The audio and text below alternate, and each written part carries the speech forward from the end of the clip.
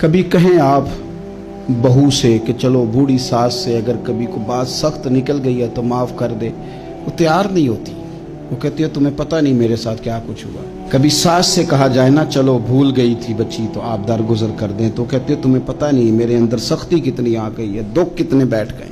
हम तबीयतों में सख्ती कर बैठे, हमारे दिल धड़कते जरूर हैं लेकिन सिर्फ अपने बच्चों के लिए, हमारे सीनों में दर्द उठता जरूर है लेकिन सिर्फ अपनों के लिए। हमने ना 2 4 5 6 बातें जमा करके उन पर पूरा ज़हन बना के सख्त हो गए हैं, तबीयतें सख्त हैं, दिल सख्त हैं।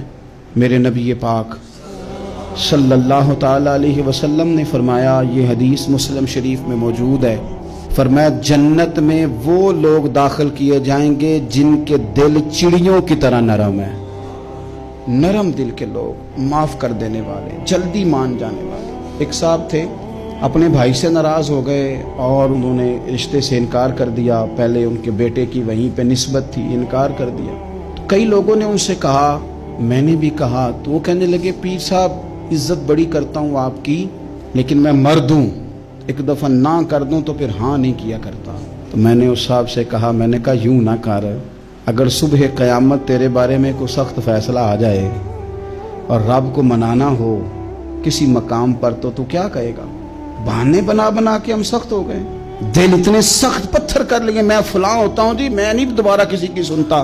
और खुदा के बंदो, मेरे नबी पाक अलैहिस्सलाम ने फरमाया मोमिन तो इस तरह होता है जिस तरह ऊंट के नाक में नकेल होती है, बिठा दो तो बैठ गया, उठ जाओ तो उठ गया। और हुजूर ने फरमाया वो लोग जो बहुत बद इखलाक हैं, झगड़ालू हैं, फसादी हैं, सख्त दिल हैं, वो लोग जन्नत में नहीं जाएंगे।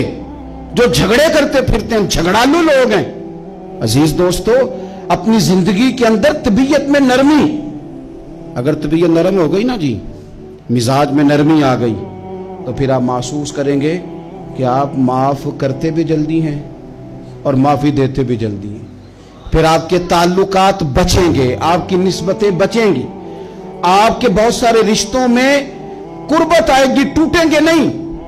एक तो दिल नरम करें, किसी शख्स के बारे में दिल में कोई बात है तो उसे माफ़ करें और माफ़ी दें। कुछ लोग बिल्कुल ठीक ठाक होते हैं, कोई नाराज़गी नहीं होती, लेकिन आपने बच्ची की शादी का कार्ड दिया नहीं तो फौरन नाराज़ हो जाते हैं। और फिर आप समझा रहे हैं, कायल कर रहे हैं, वो तैयार ही नहीं है कायल होने को।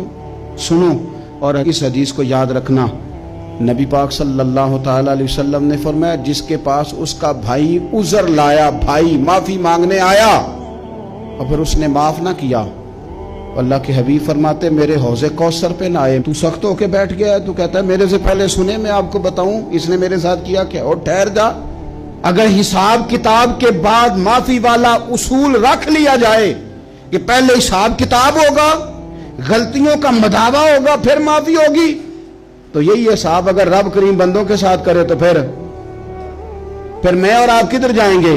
तो इस सादी बात पे आ जाओ ना, तो 2 जुमलों में हुजूर ने समझाई है, फरमाया तुम रब के बंदों को माफ कर दो, अल्लाह तुम्हें माफ कर देगा।